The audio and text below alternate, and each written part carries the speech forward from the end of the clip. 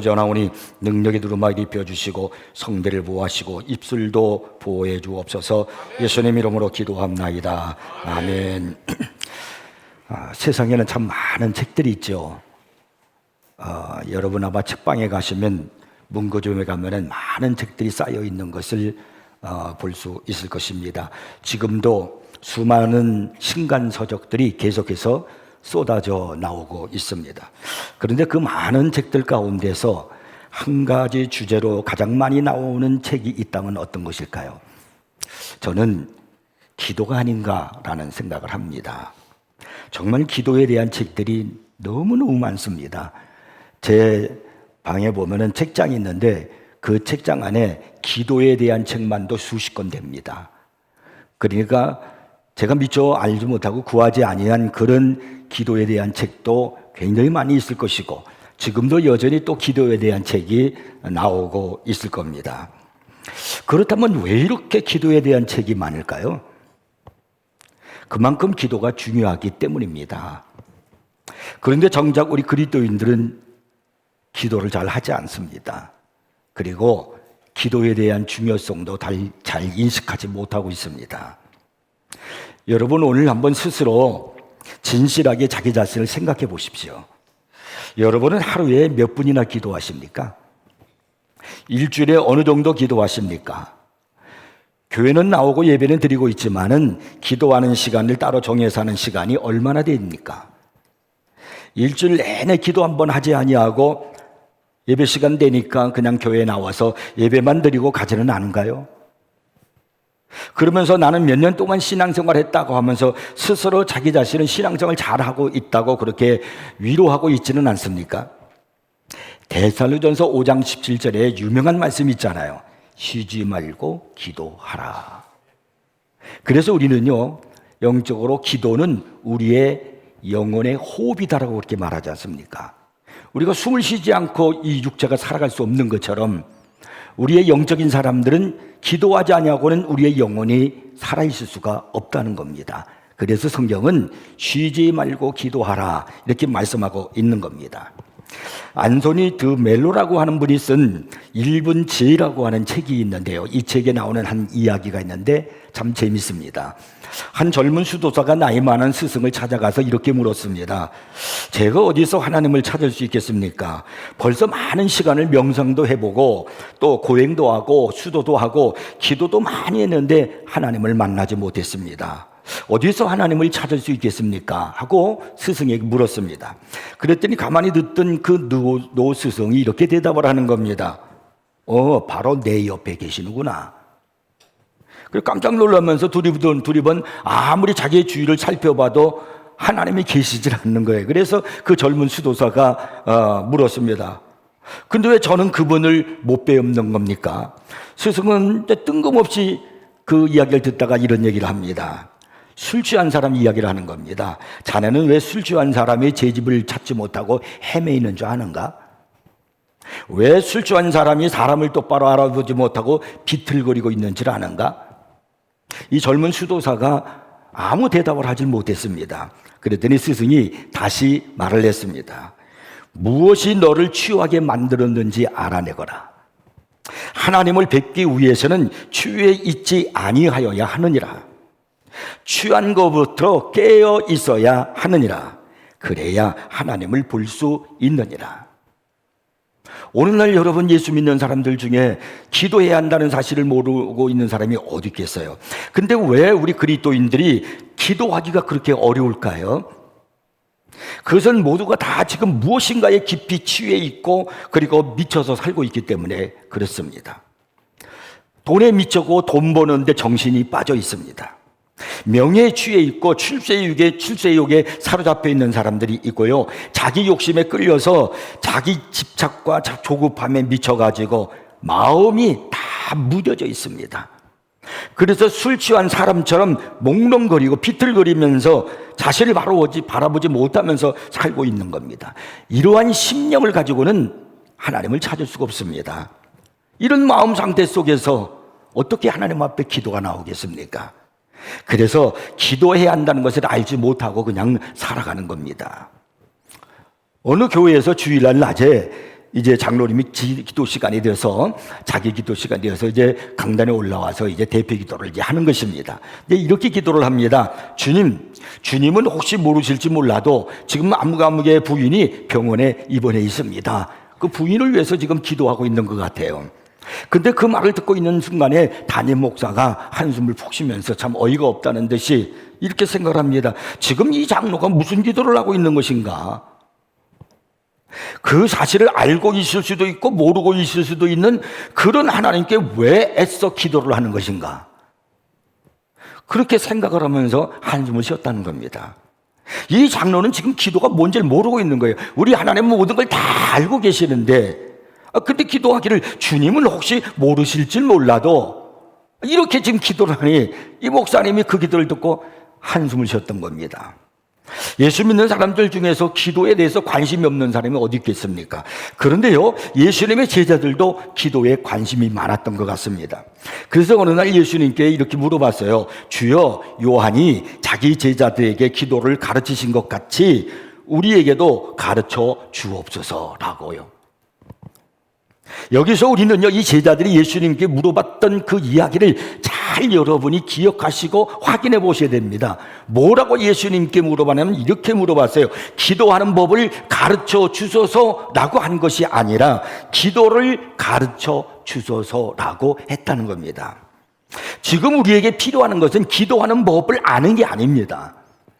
우리가 기도를 못하는 건요, 기도하는 법을 몰라서 기도 못하는 게 아닙니다. 성경은 우리에게 계속해서 하시는 말씀은 기도하는 법은 이렇게 하는 거다, 기도하는 법을 빨리 알아라, 그렇게 말씀하는 것이 아니고 그냥 기도하라 그렇게 말씀하는 거예요. 기도하라는 겁니다. 예수님이 마태복음 7장에서 기도를 가르쳐 주셨거든요. 거기 7절 8절에 보면 이렇게 말씀합니다. 구하라 그리하면 너에게 주실 것이요, 찾으라 그리하면 찾아낼 것이요, 문을 두드리라 그리하면 너에게 열릴 것이니 구하는 이마다 받을 것이요, 찾는 이가 찾아낼 것이요, 두드리는 이에게 열릴 것이니라.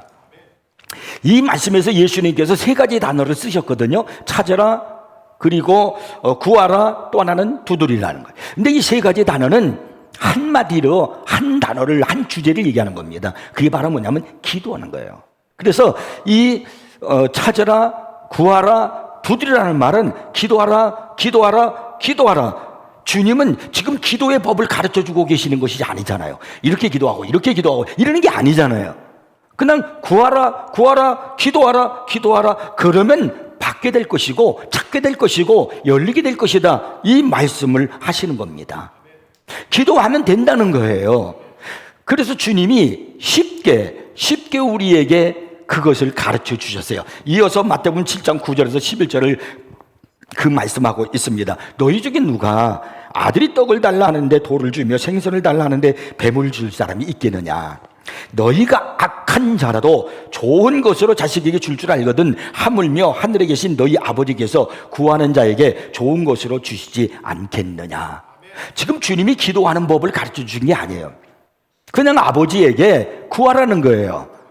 악한 자라도 자식이 구하면 좋은 것으로 그 자식에게 주시지 않겠느냐. 그러니까 너희가 주님 앞에 그냥 기도해. 그러면 하나님이 좋은 것으로 주신다, 이렇게 말씀하고 있는 겁니다. 그러니까 예수님께서 계속해서 이 기도에 대해서 말씀하는 게 뭐냐면 그냥 기도하라는 겁니다. 악한 자도 자식이 구하면 좋은 것을 주는데 하물며 너희를 사랑하고 구속해 주신 우리 하나님께서 너희들이 기도할 때 주시지 않겠느냐라고 말씀하는 겁니다. 이렇게 성경은요, 우리에게 기도를 명령하고 기도의 응답을 약속하고 있는데도 왜 우리는 기도를 하지 않을까요? 왜 그렇게 기도하기가 어려울까요? 그 몇 가지 이유가 있어요. 오늘 본문에서 우리가 그걸 찾아봅니다. 첫 번째는요, 본질상 우리의 의존성을 부인하기 때문입니다. 이 본문은 예수님께서 십자가를 앞에 두고 겟세마네 동산에서 지금 기도하신 마지막 기도의 내용을 여기에서 담고 있는 겁니다. 십자가를 앞에 두고 기도하시는 예수님은 이 십자가를 짊어지는 일이, 십자가에 달리시고 거기에 못을 박히시는 일이 얼마나 힘들고 고통스러운지를 알고 계셨습니다. 그래서 오늘 보면 38절이 이렇게 말씀하시는 거예요. 내 마음이 매우 고민하여 죽게 되었으니 너무나 힘드시다는 거예요. 그렇지 않겠습니까? 십자가에 매달려 양손에 양손과 양발에 못을 박혀 죽으셔야 되는데 얼마나 고통스럽겠어요. 그런데 내 마음이 매우 고민하여 죽게 되었으니 너희는 여기 머물러 나와 함께 깨어 있으라. 이렇게 말씀하세요. 내가 너무나 지금 힘들어서 이 십자가를 앞에 놓고 내가 기도를 하는데 너희도 나와 함께 좀 기도해다오. 예수님이 이렇게 지금 제자들에게 말씀하고 있는 겁니다. 예수님이 제자들에게 함께 기도하기를 원하셨다면 우리가 기도할 때 함께 누군가가 나를 위해서 같이 기도해 줄 수 있는 중보 기도자가 있다면 우리는 얼마나 힘이 되고 감사하는 일이고 또 그런 일은 얼마나 필요하겠습니까? 그리고 주님이 얼굴을 땅에 대시고 엎드려 이렇게 간절히 기도하신 후에 제자들에게 오셨는데 제자들이 잠을 자고 있었습니다. 그때 예수님은 너희가 나와 함께 한 시간도 이렇게 깨어 있을 수 없더냐라고 하시면서 시험에 들지 않게 깨어 기도하라. 마음에는 온이로되 육신이 약하도다라고 그렇게 말씀하셨습니다. 여기에 주님이 말씀하실 때 마음에는 온이로되라고 그러거든요. 이 마음은 온이라는 거예요. 그렇게 기도하기를 원한다는 거예요. 마음. 이 마음이 뭘까요? 이거 NIV 영어 성경을 보면은 뭐라고 거기에 돼 있냐면 영어 단어로 스피릿라고 돼 있어요. 이거는 앞에 대문자가 돼 있으면 그 성령인데 대문자가 아니고 소문자가 돼 있으니까 우리의 영혼이에요. 내 영혼. 그러니까 나의 영혼을 묻는 거예요. 내 안에 있는 영혼은 기도하기를 원하지만은 기도하지 못하는 것은 육신이 약하기 때문에 그렇다는 겁니다. 이 말씀의 좀 더 깊은 의미가 뭐냐면 우리가 기도하는 것은 인간의 나약함을 시인하는 것이기 때문에 내가 기도하는 것은 하나님의 도움을 구한다는 거 아니에요? 그건 내가 약하기 때문에 기도하는 것이기 때문에 기도하지 않는다는 거예요.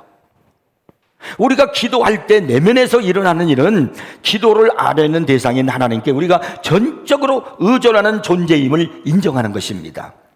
말로는 우리가 약한 존재요, 그리고 우리의 생명 자체를 하나님께 의존할 수밖에 없는 존재다라고 하지만은 이 육신은, 부패한 이 육신은 사실은요 기꺼이 그것을 인정하려고 들지 않는다는 겁니다. 본성적으로 우리 육신은요, 우리 인간은요 타락했잖아요. 죄성을 가지고 있잖아요. 그래서 의존성을 강력하게 부인하는 거예요. 그러니까 내 마음 안에 내 이 육신은 의존성을 부인한다는 것이 무슨 말입니까? 교만으로 차 있다는 겁니다. 우리에게 가장 악한 죄가 뭐냐면 교만죄예요. 그래서 성경은요 교만을 버리라고 말씀하시면서 교만은 패망의 선봉이라고 했어요. 교만하면 패망한다는 겁니다. 멸망한다는 겁니다. 여러분, 아담과 하와가 왜 그들이 에덴 동산에서 죄를 지었는가? 교만 때문에 그런 거예요. 다른 거 아니면 단지 선악과를 따먹었다고요? 하나님이 그거 따먹었다고 그럴까요? 너희가 이것을 선악과를 따먹는 날에는 정령 죽으리라, 반드시 죽으리라. 그리고 사탄이 와서 이거 따먹으면 하나님같이 돼. 하나님같이 될 수 있어? 여기에 그들이 그만 귀가 솔깃했고, 그리고 탐욕과 이생의 자리에 생겨가지고 선악을 따먹은 거예요. 교만해지고 싶어서, 하나님처럼 되고 싶어서. 여러분, 사탄이 어떻게 되었습니까? 원래는 천사 중에서 하나가, 뛰어난 천사가 내가 하나님처럼 비기리라 하는 그런 교만한 마음을 품고 타락해서 된 게 바로 이 사탄이에요. 마귀예요. 그러니까 교만은 우리로 하여금 하나님을 의지하는 그 겸손한 마음을 갖지 못하게 만드는 겁니다. 근데 마태복음 18장에 보면요, 제자들이 천국에서는 누가 큽니까? 라고 그럼 예수님께 질문하는 내용이 나와요. 그랬더니 예수님께서 한 어린 아이를 이렇게 불러 그들 가운데 세우고는 이런 말씀을 하십니다. 진실로 너희에게 이르노니 너희가 돌이켜 어린 아이들과 같이 되지 아니하면 결단코 천국에 들어가지 못하리라. 그럼 우리가 모두 다 작아져서 어린 아이가 되라, 뭐 그런 얘기는 아니잖아요. 겸손해지라는 거예요. 어린 아이처럼 낮아지라는 거예요. 그러므로 누구든지 이 어린 아이와 같이 자기를 낮추는 사람이 천국에서 큰 자니라. 그러니까 겸손한 사람이 되라는 겁니다. 주님이 이 말씀을 하시고 난 다음에 겸손에 대한 이야기를 이렇게 겸손해져야 되느니라. 천국은 겸손한 사람이 들어가는 곳이고 천국을 이루는 것은 겸손한 자들이 모이는 것이다. 이런 말씀을 하시고 난 다음에 그 다음에 주님이 무슨 이야기를 하셨냐면 기도를 하셨어요. 기도에 대한 이야기. 마태복음 18장 18절 19절에 그게 나와요. 진실로 너희에게 이르노니 무엇이든지 너희가 땅에서 매면 하늘에서도 매일 것이요 무엇이든지 땅에서 풀면 하늘에서도 풀리리라. 이거 기도에 대한 얘기 아닙니까? 두세 사람이 내 이름으로 모인 곳에 나도 그들 중에 있느니라. 그러니까 우리 모두가 하나님 앞에 어린 나이같이 낮추고 겸손한 그런 사람이라야 기도할 수 있다. 그런 말씀입니다. 기도해야 하는 우리들에게 가장 먼저 우리가 가져야 될 게 뭐냐면 겸손의 마음이에요. 여러분, 우리는 교만하면 안 됩니다. 하나님은 교만한 자를 물리치시고 겸손한 자에게 은혜를 더하신다고 야고보서에서 말씀하고 있습니다. 물리치시는 자, 하나님이 물리치시는 자가 기도가 되겠습니까? 하나님이 물리치시면, 빛이신 하나님이 물리치면 어둠이 가까이 오시겠죠. 선하신 하나님이 물리치면 악이 오겠죠. 그러니까 교만하면 마귀가 가까이 오니까 기도를 할 수가 없고 기도가 안 되는 겁니다.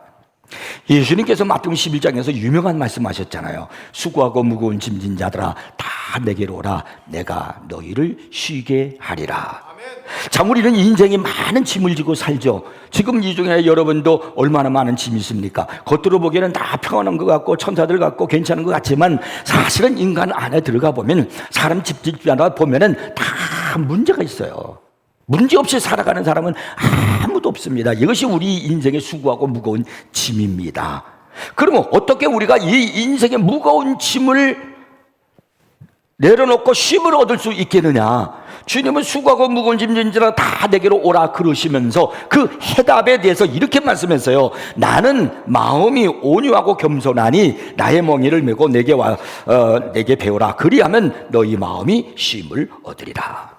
주님이 말씀하기는 뭐냐면 나는 겸손하다는 거예요. 그리고 내게 와서 배우라는 거예요. 뭘? 겸손을요. 그러면 너희가 쉼을 얻는다는 겁니다. 겸손해지면 우리가 할 수 있는 게 뭐냐면 기도예요. 겸손해지면 자동적으로 기도하고 싶은 마음이 생겨요. 그래서 하나님, 내가 주님 너무나 짐이 많습니다. 우리 가정에 이런 일이 있습니다. 내 자녀가 이렇습니다. 아내가 이렇고 남편이 이렇고 또 사업이 이렇고 우리는 기도할 것이 너무나 많아요. 이런 기도하는 것들을 주님 앞에 내려놓고 다 간구하는 거예요. 제가 여러분에게 얼마 전에 몇 주 전에 설교를 했어요. 내려놓으면 건짐을 받는다. 그게 모세 아니에요? 모세의 이름이 건짐 받는 거예요. 모세를 내려놓으니까 살리기 위해서 막 품에 감추고 그 당시에는 남자를 낳으면 죽이니까 그 부모가 그러지만은 3개월을 못 넘기고 100일을 못 넘기는 거예요. 왜? 애가 자꾸 커지니까 울음소리도 커지고 들키면 다 죽어요. 그래서 이 아이를 더 이상 안 되니까 내려놔요. 하나님께 내려놓는 거예요. 하나님, 주님께 내려놓습니다. 주님 의지합니다. 그리고 주님께 내려놓으니까 하나님이 모세를 건져서 살려주셨어요. 이게 우리 인생이라는 겁니다. 여러분, 기도하면 쉼을 얻을 수 있어요. 교만한 사람은 기도가 안 돼요. 그런데 겸손해지잖아요. 그러면요, 우리는 기도를 할 수 있는 마음이 열린다는 겁니다. 현대인들이 가지고 있는 마음에 교만이 많다는 거예요. 우리 그리스도인들은 우리가 겸손의 마음을 갖기를 주의 이름으로 축복합니다.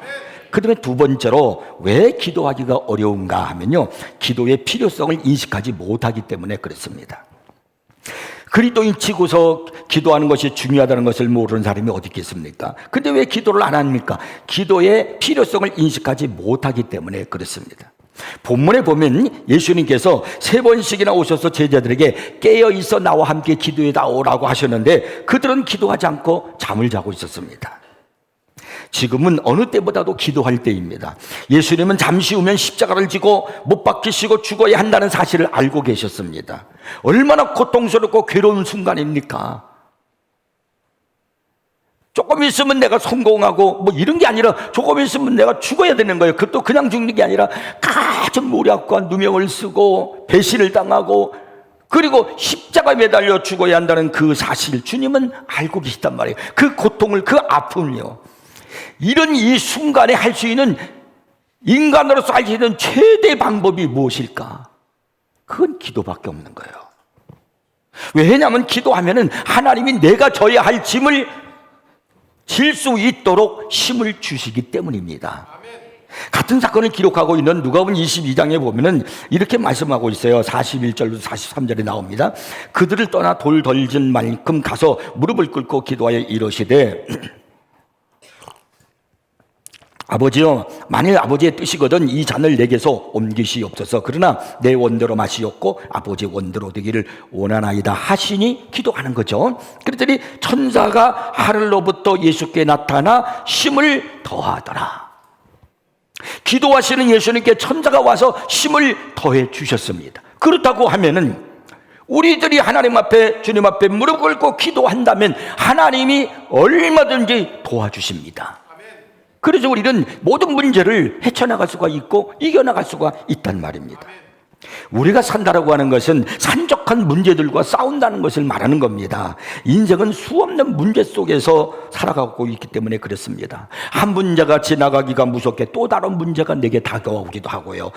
한 문제가 해결되기 전에 다른 문제가 발생하기도 하는 것이 우리 인생이지 않습니까? 그래서 인생은 이렇게 발생하는 많은 문제들을 어떻게 해결하느냐에 달려 있습니다. 사람들은 자신에게 오는 그런 문제를 인간의 방법으로, 이성적으로, 경험으로 해결하려고 몸부림을 치지만은 사실 해결되지 않습니다.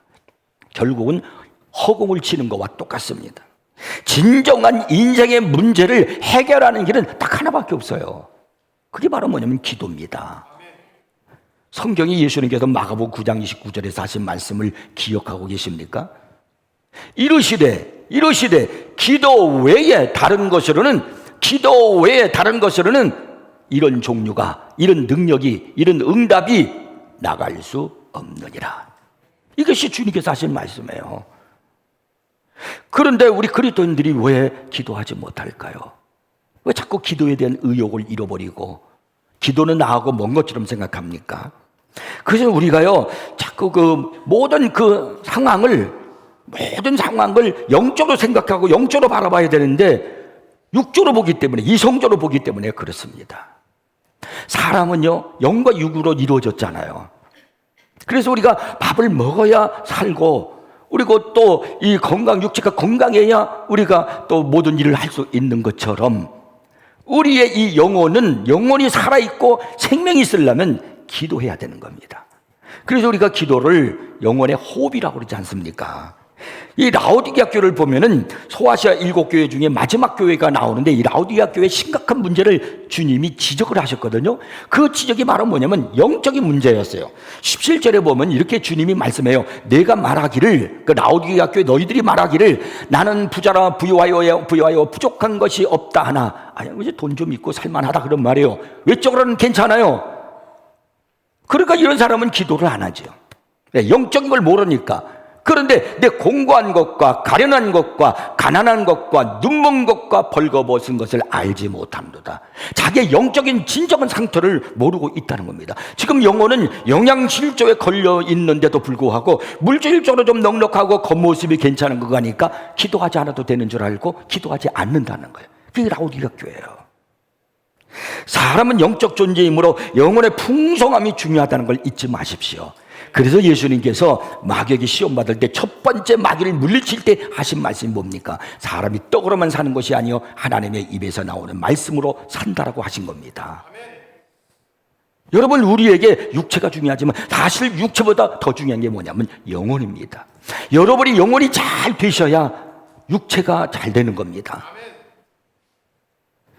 그런데 그 영혼이 잘 될 수 있는 길이 바로 뭐냐면 하나님 앞에 기도하는 거예요. 하나님의 도움을 받는 겁니다. 그래서 여러분, 왜 우리가 기도하기가 어렵냐? 기도의 필요성을 잘 모르기 때문에 그런 거예요. 저는 여러분이 기도가 얼마나 중요한 것이고 기도가 필요하다는 것을 꼭 기억하고 깨닫기를 바랍니다. 자, 그 다음에 세 번째는요, 왜 기도하기가 어려운지 아냐면 비전이 없는 삶을 살기 때문에 그래요. 예수님께서 지금 십자가를 앞에 놓고 기도하는데요, 어떻게 얼마나 간절히 기도하는지 누가복음에서 그렇게 기록하고 있잖아요. 땀이 땅에 떨어지는 핏방울 같다고 했어요.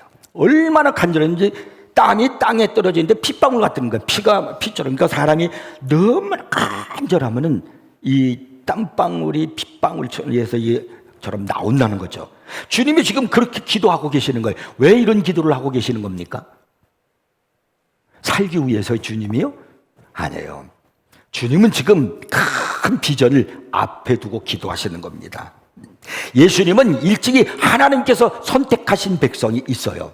예수님이 이 땅에 탄생하실 때 천사가 마리아 요셉 보고 뭐라냐면 아들을 낳으니 이름을 예수라 하라. 이는 그가 자기 백성을 저희 죄에서 구원할 자이심이라. 그분이 누구냐면 예수님이요. 이는 그가 자기 백성이요. 자기 백성이 누구냐면 하나님이 선택하신 백성이요. 하나님이 일찍이 예정하신 선택한 백성이 있어요. 자기 백성을 저희 죄에서 구원할 자이십니다. 그것이 바로 예수님이신 거예요. 그들을 위해서, 예수님이 그들을 위해서 죽은 그들을 위해서 십자가를 짊어지고 피를 흘리실 때 그들의 영혼을 살리시거든요. 누구든지 예수를 믿으면 멸망치 않고 영생을 얻으리라고 하셨잖아요. 이것을 이루기 위해서 예수님이 지금 기도하고 있는 겁니다. 그러니까 주님은 어떤 지금 비전을 갖고 계시냐면 내가 죽음으로, 내가 피를 흘림으로 수많은 내 백성, 하나님이 선택하신 이 백성을 살려 영생을 주고 천국 가게 하는 그 비전을 보고 주님은 지금 땅에 엎드려 기도하고 계시는 겁니다. 그래서 우리가 겟세마네 동산에서 하시는 예수님의 기도는 비전을 이루기 위한 기도였다는 것을 알 수 있어요. 겟세마네에서의 기도는 저와 여러분을 구속하시기 위한 예수님의 비전의 기도였단 말입니다. 하나님 앞에 기도하지 않는 성도는 큰일을 할 수가 없습니다. 하나님 앞에 부르짖지 않는 성도는 큰 능력을 나타낼 수가 없습니다. 어린아이가 어머니의 젖을 사모하듯이 내 영혼이 주님을 사모해야 되는 거예요. 시편 기자는 시편 42편 1절에서 이런 고백을 해요. 하나님이여 사슴이 시냇물을 찾기에 갈급함같이 내 영혼이 주를 찾기에 갈급하나이다 그랬어요. 내 영혼이 주를 찾기에 그러면 갈급할 정도 그렇게 기도한다는 거예요. 내 영혼이. 여러분 영혼이 갈급하게 주님 앞에 기도하잖아요. 영혼의 갈증을 느끼는 사람, 이런 사람은 영적으로 건강한 사람이에요. 제가 이제 강아지를 때 키운 적이 있었는데 그 강아지 어미가 그만 너무 빨리 죽었어요. 근데 젖을 먹여야 되는데 강아지들이 몇 마리가 이렇게 있잖아요. 한 마리 낳는 게 아니잖아요. 근데 그 강아지들이 몇 마리 있는데 어쩔 수 없이 아이들이 먹던 젖병에다가 우유를 이제 타가지고 강아지들에게 먹이는 거예요. 그막 강아지들이 막 끙끙끙대고 막 낑낑대고 막 그러죠. 어떤 강아지들에게 이렇게 옹기종기 모이는 곳에 가면은 벌써 젖 우유 냄새를 맡고 이게 막 난리가 나요, 막 그냥. 그래서 어떤 강아지가 한 대면은 그걸 다 입에다 대고 막 쭉쭉쭉쭉쭉 잘 빨아먹는 강아지 있어요. 그 강아지는 건강한 강아지예요. 근데 어떤 강아지는 가만히 있어요. 그래서 불쌍해요. 너 이거 안 먹으면 죽어. 막 입에다 갖다 대요. 그래도 입도 안 벌려요. 먹어, 빨리 먹어. 그래도 가만히 있어요. 그러니까 안 되니까 나중엔 입을 억지로 벌려가지고 입속에다가 막 우유를 집어넣으면은요, 그게 살에 들려가지고 콱콱 하고, 그리고 막 우유가 흐르고 그래요. 결국은 그 강아지가 죽더라고요. 사모하는 사람이 강한 사람이고 살아난 사람입니다. 시편 119편 131편에 보면은 내가 주의 계명들을 사모함으로 내가 입을 열고 헐떡였나이다 그랬습니다. 얼마나 사모했으면 헐떡였을까요? 아브라함, 이삭, 야곱, 모세 모든 분들이 어려울 때마다 기도했습니다. 그들은요 어려움이 있을 때마다 엎드려서 죄주여 하면서 목매이고 기도하다가 모두 위대한 역사의 인물들이 되었어요. 비전 있는 사람은 기도한다니까요. 꿈이 있는 사람은 살아있는 사람이에요. 그렇기 때문에 그 사람은 기도하게 돼 있어요. 느헤미야 1장에 보면은 페르시아 아닥사스다 왕 때 느헤미야가 하나님 앞에 기도하는 장면이 나옵니다. 이 느헤미야는 페르시아 아닥사스다 왕의 특별한 사랑과 신임을 얻고 있는 유대인이었습니다. 그는 수상궁에서 평안하게 행복한 삶을, 그리고 권세 있는 삶을 누리고 있는 지위 높은 사람이었습니다. 왕 곁에 늘 있어서 왕과 함께 술을 나누면서 대화를 나누는 그런 사람이었어요. 근데 그런 이 느헤미야가 하나님 앞에 기도하는 장면이 나와요. 그가 어떻게 기도를 하고 있는가? 느헤미야서 1장 4절 5절에 보니까 그의 기도의 모습이 이렇게 기록되어 있습니다. 이건 좀 이 말은 느헤미야가 하는 말이에요. 이 말을 듣고 앉아서 울고 수일 동안 슬퍼하며 하늘의 하나님 앞에 금식하며 기도하여 이르되, 하늘의 하나님 여호와 크고 두려우신 하나님이여, 주를 사랑하고 주의 계명을 지키는 자에게 언약을 지키시며 긍휼을 베푸시는 주여 간구하나이다. 느헤미야가 지금 기도하는데 울면서 수일 동안 그것도요. 잠깐 우는 게 아니라 수일 동안 울며 금식하며 기도하고 있다는 거예요. 왜 그러냐면요, 지금 자기 백성들이 먼저, 자기는 아직 페르시아 왕국에 있지만 자기 백성들이 먼저 예루살렘에 돌아간 백성들이 있었어요. 그들이 예루살렘에 돌아가는데 그 백성들이 살기가 너무 힘든 거예요. 오랫동안 예루살렘을 떠나 있다 보니까 많은 외세들이 거기에 와서 침략해서 들어와 살고 있어서 이 이스라엘 유대 백성들을 능욕하고, 그리고 환난을 막 당하는 거예요. 그리고 하나님의 성 예루살렘 성이 무너졌다는 겁니다. 이 이야기를 들은 느헤미야가 마음속에 막 자기에게 불붙는 비전이 생기는 거예요. 꿈이 생기는 거예요. 우리 백성을 살려야 되겠구나. 이 백성들, 하나님의 자녀들인 이 백성들이 저렇게 살아서 되겠는가? 제일 먼저 그렇게 하려면 내가 가서 할 수 있는 일은 예루살렘 성벽을 재건하는 거다. 그래서 외세가 침입하지 못하고, 그리고 예루살렘 성벽이 든든해야 그 안에서 마음껏 하나님 앞에 찬양하고 기도하고 말씀 듣고 예배를 드릴 수 있지 않겠는가? 이 비전을 앞에 놓고 그것을 해야 되겠다는 것을 앞에 놓고 이 느헤미야가 기도하는 겁니다. 그런데 여러분, 지금 느헤미야는 아닥사스다 왕 옆에서 수종드는 사람이었어요. 느헤미야는 아닥사스다 왕으로부터 녹을 먹고 사는 사람이에요. 그러므로 그는 아닥사스다 왕에게 충성해야 되고, 그리고 그에게 기쁨을 주는 그런 사람이 되어야 하는 겁니다. 자, 그런데 자기가 그런 사람이 지금 이 아닥사스다 왕을 떠나서 자기 고국으로, 그 먼 고국으로 가서 그 일을 한다는 것은 거의 불가능한 일이었습니다. 그는 자기의 사명이 있는데, 내가 이 꿈이 있고 비전이 있는데, 이 나라를 살려야 되는데, 예루살렘 성벽을 지어야 되는데, 그래서 그가 울면서 금식을 하면서 하나님 앞에 기도를 하는 겁니다. 그런데 여러분, 느헤미야를 읽어보면 이제 어느 날 아닥사스다 왕이 이렇게 느헤미야를 만나는데 느헤미야 얼굴이 수심이 보이는 거예요. 그래서 그 당시에는요, 왕에게 수심을 보이거나 조금 언짢게 하면 그 자리에서 목을 쳐버립니다. 근데 느헤미야를 향해서 이 아닥사스다 왕이 하는 말이, 내가 어찌 네 얼굴에 수심이 있느냐, 이거 큰일 나는 거였죠. 잘못하면 목이 달아나는 순간일 수 있잖아요. 그때 하나님 앞에 그가 기도했던 그 마음, 그 비전, 그 꿈을 얘기하는 거예요. 왕이시여, 우리 민족이 지금 예루살렘에 있는데 예루살렘 성벽이 다 무너지고, 그래서 외세들이 막 들어와서 우리 백성들을 괴롭히고 능욕을 당하고 환난을 당하고 있답니다. 우리 백성들을 제가 가서 돕기 위해서 예루살렘 성벽을 쌓고 속히 돌아왔으면 좋겠습니다. 왕이여, 제거를 해주십시오. 허가해 주세요. 그때 아닥사스다 왕이 마음에 감동을 받아요. 왜? 기도했기 때문에요. 성령이 움직여 주는 거예요. 보내는 거예요. 그래서 느헤미야가 고국으로 돌아와요. 그리고 52일 만에 예루살렘 무너진 성벽을 다 쌓았습니다. 할렐루야. 이게 느헤미야의 기도예요. 사실 그는 기도할 필요가 없는 사람입니다.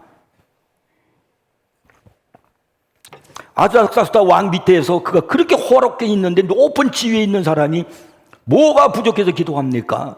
그 백성은 그 백성이고 난 나고, 얼마든지 그럴 수 있는데 그는 꿈 있는 사람이란 말이에요. 큰 가슴을 갖고 있는 사람이었단 말입니다. 그래서 그가 기도하는 겁니다. 근데 비전을 잃어버린 사람은, 비전이 없는 사람은 기도가 안 돼요. 기도가 없어요. 그냥 안일하거나 편안한 걸 추구하지 기도 같은 거 안 합니다. 여러분은 어떤 비전을 갖고 있습니까? 그냥 편안하고 안일하게 어려움 없이 사는 것이 목표입니까? 그거는요, 비전이 아닙니다. 교회를 위한 비전을 가지셨습니까? 우리 세인교회가 한 공동체인 이 세인교회가 하나님 기뻐하는 교회가 되기를 원합니다. 우리 성도들이 말씀과 기도로 찬양으로 잘 이렇게 무장이 되어서 영적 건강을 해가지고 성숙한 사람들이 되어서 정말 이 시대 세상에 나가서 빛과 소금이 되는 교회가 되기를 원합니다. 하나님, 이것이 우리 교회를 향한 나의 마음이고 비전입니다. 그런 비전을 갖고 있다면 교회를 위해서 쉬지 않고 기도할 수밖에 없을 거예요. 하나님, 아직 이루지 못한 성전 봉헌 하나님 이룰 수 있도록 주님 도와주옵소서. 그런 비전이 있는 사람이 있다면 기도하지 않을 수 없을 거예요. 나라를 위한 비전을 가지고 계십니까? 지금 우리나라가 얼마나 혼란해요. 정치적으로나 여러분 경제적으로, 문화적으로나 사회적으로나 도덕적으로나 너무나 막 그냥 어둡습니다.